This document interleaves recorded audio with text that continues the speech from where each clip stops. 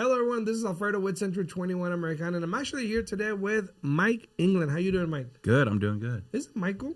Some people call me Mike. Some people call me Michael. Doesn't matter. They call you Big Mike? No Big Mikes. No, big Mikes. How you doing, Mike? Good. How are you doing? Good, man. Just hanging in there. Obviously, going through this cycle like we've been, like we've done before. Yeah.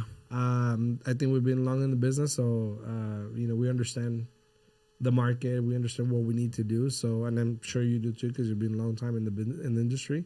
So, but tell me, first of all, for those that don't know you, which are not a lot, but if you want to tell them who you are, what you do, and then we'll go from there. Yeah. So, Mike England, I'm with Landmark Title. I'm the vice president of that company. Been around several different title companies over the course of a decade. Previous to that, ran a marketing media technology company specifically for the real estate industry for about 10 years. And so that's where I kind of gained all my knowledge base, and now I apply that to the exciting world of title insurance. The exciting world. Yeah. Actually, funny, because yesterday I talked to somebody, and they're like, you want to know how he started? I went to an interview, he said, to a title company. He goes, and the guy's like, I hate my job. I don't like this. I don't know if we're going to be here for long. Like, do you want the job? And he's like, yeah, sure. I'm like, really? I would have said no. Yeah. But, so you've been in the industry for a long time. I know you run your, I don't know if you still have your marketing company. Yeah, I still have. Okay. I'm relaunching my marketing company, Mike England for Hire. Okay, will come out early 2024. That sounds like an assassin. It does. It really does. Sounds like a hit Mike England for Hire. It's funny how I ended up with that name is I did. I don't know. This must have been 15 years ago. I went and this guy wanted to film videos, and this is before like smartphones. Like I think the first iPhone might have been out. Like 3? Yeah, like iPhone 3. Yeah. So you couldn't really get good video content, so you had to actually go get a legitimate camera and editing software and stuff like that. So I go and I film this video for this guy, and he was a motivational speaker, and we smashed out. Like, who was that? Bill Wolfson is his name. So he's a big motivational speaker and a pastor up in the Northwest. Actually, and he was in Los Angeles for a while as well. But this guy also owned a company that had the most 4-letter and 3-letter domains. Now, 3-letter and 4-letter domains are like the equivalent of online real estate, where domains, you could actually sell them for quite a bit. He sold domains upwards of, I don't know, $250,000. 3-letter domains? 3-letter domains, oh, wow. Yeah. So we did all these videos, and he paid me, for my time. But he goes, hey, I really appreciate your time today. I want to, give you something else. And I go, okay.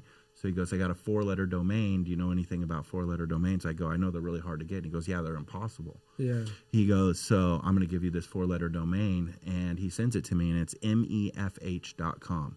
And I'm thinking, MEFH, like MEFH. What's like MEFH? Yeah. I'm trying to figure out what to do with this 4-letter domain for years. And finally, I go, you know what? I'm going to restart my marketing company and call it Mike England for Hire. So now, what I'm curious to see is like on your Google Ads. If you do Google Ads, what kind of clients you're going to get? Like Mike England for Hire. I'm like, interesting. Might work well in Vegas. Who knows? Yeah, you never know. You never know. Now, obviously, I remember because we used to work together when you had your marketing company when we were at this other company. But how do you transition from that to go into title? Yeah, you know what? There's in a lot of ways, title sales specifically has evolved over time, especially when I first came in the industry, where everything was really, based on having you branded pins, swag. Take you out to lunch. I wouldn't. Donuts, whatever, right? To get into the office. And I noticed that there wasn't a lot of value that was being offered in our industry to really help partner with the agents. And our consumer is the same consumer as yours. Your clients are our clients. So I wanted to make sure they had a quality experience in the title and escrow process. So that's where my marketing company, or the knowledge that I had through my marketing company, really kind of stepped in, because I was able to help the agents build a better brand, reach the right audiences with data, and lead generation and stuff like that. So are you implementing your expertise on this marketing company with your title position? Absolutely. Yeah. It's Okay. very, very blended, blended where I'm able to kind of really partner with agents and our agent partners, they want that help right now. Yeah. I mean, here we are in this podcast studio. It's amazing. And it's all about branding. And, 5 years. It's called the Podcast Video Studio. Podcast. Jesus. Video podcast Video studio. But like places like this didn't exist 5 years ago. Yeah, And of course, no, not at all. And we weren't Yeah. doing this, but now it's becoming more of a normal thing, and we're seeing everybody get a lot more comfortable with video and podcasting and everything. Associated I with have that. so much trouble trying to get people to do video. Still. Like at least in our office, like everybody tells me, oh, with social media, I'm like, dude, you got videos. Like you tell them exactly what to do, and they just don't do it. But it's like one of those things. In the real estate industry, and I know the office you're at is really big on Mike Ferry and prospecting, and prospecting has been a natural part of the business. But there's you could separate those who prospect versus those who do not. There are the agents that produce versus the agents that don't. Correct. I would tell you video is the same now. If you are not branding yourself and creating and doing video and doing stuff like this, there's starting to be a separation from those who do brand themselves and do video and social media content versus those who don't. And you know what? I have nothing against prospecting. I mean, I haven't prospected in like 10 years, I think.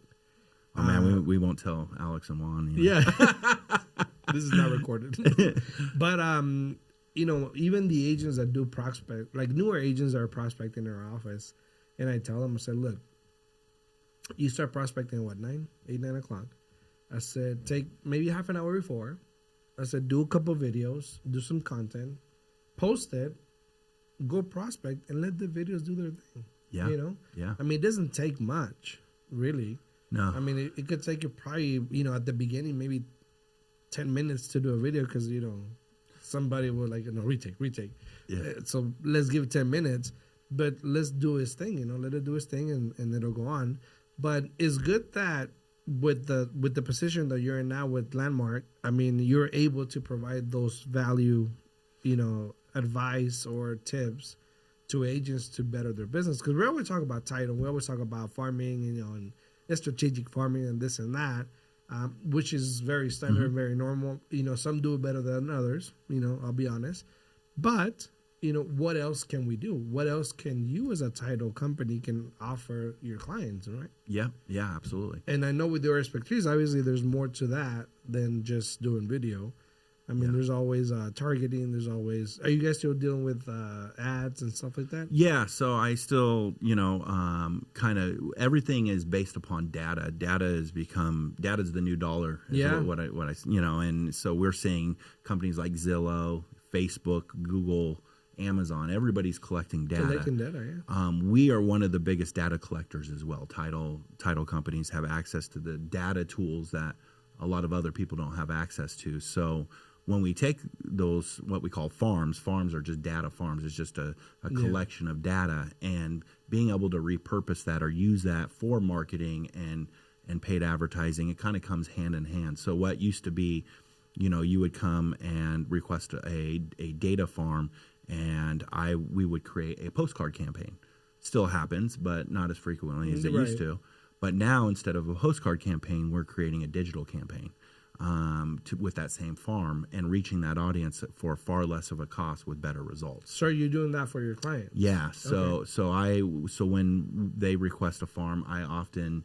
And that's the first time I hear it. Really? I mean, at least from title companies. Wow. Okay. Yeah. So I mean, I know we always offer the postcard, but digital. Yeah, a lot of digital farming. You're right. There's not a lot of people that know how to do digital farming, or what they'll do. I did that once. Digital farming. I had a listing, and somebody had mentioned it to me, and I had a listing, so I grabbed the data of that community. Yep. I uploaded it to Facebook, and I did an ad to that data. Yeah. What were your results? Varied. Varied. So I could tell you that. The ones that I do do it consistently do get results, but it's not necessarily always a direct, like, hey, this person resulted in a buyer and seller. It's usually indirect. Like I have one individual, he does all of his content in Spanish, and he wears a cowboy hat, and that's his persona, and he consistently does a video every month to that same farm, that same group of people. And now when he walks into a grocery store or a community or something in the community, people recognize him. Okay. And so it's not necessarily a direct correlation, but he has seen an increase in his branding. business. It's branding. Yeah, that's what all it it is. is. It's digital branding within your data farm. Yeah, that's good. So there's a lot of things that Mike can obviously teach us, or you agents, in regards to growing your business. That's why we always try to get partners and partner with people that will bring a value, right, to our organization, to our members. Thank you for being a big supporter of NAHREP as well. I mean, I know you've been involved many years also in it, and we recently reconnected, talked about it. So, you know what, we want to do this. You jumped right in. Yep. We really appreciate that. But what advice, to end this, what advice would you give to the industry, to agents, to realtors, to lenders, nowadays, in the moment that we're living through? What will you tell them in order to be able to succeed, or at least keep trying and don't quit? Yeah, I would tell you that the last few years, it was a transaction-based market, so you could pay for a lead source, whether it was Zillow, Realtor.com. There's a lot of different options. People were reaching out to you, low interest rates, so business came a lot easier. I would tell you now that the business is it's what we call a skill-based market. You actually have to have some skills to survive and thrive in this market. So the agents that are constantly learning new skills are the ones that are going to succeed. So that's the biggest thing: keep learning skills, and a lot of that's going back to the basics. A lot of agents are going back to doing the open houses and doing some of the prospecting and reaching out to their SOI and being more intentional about the relationships they have in their database. And I would tell you, doing those things are incredibly important, but also learning the new skills to scale and grow at a different level, especially digitally, with your database. One of the things a lot of agents have not done is even loaded their database into Facebook and Instagram. Correct. Where they can consistently market to them for $1 a day. So you guys know my next meeting obviously will be with Mike. And we'll see you guys in the next one. Mike, your information for people to reach you. Yeah, you can. The best way is texting me. So my cell number is 253-225-9597. If you're shy about texting, you can get me at my email. I don't know. You never know. Mike at landmarktitle.com. So, by texting is definitely the best. So we'll see you guys in the next one. We really appreciate you, Mike. Thank you very much, and see ya. See ya. See ya when I see ya.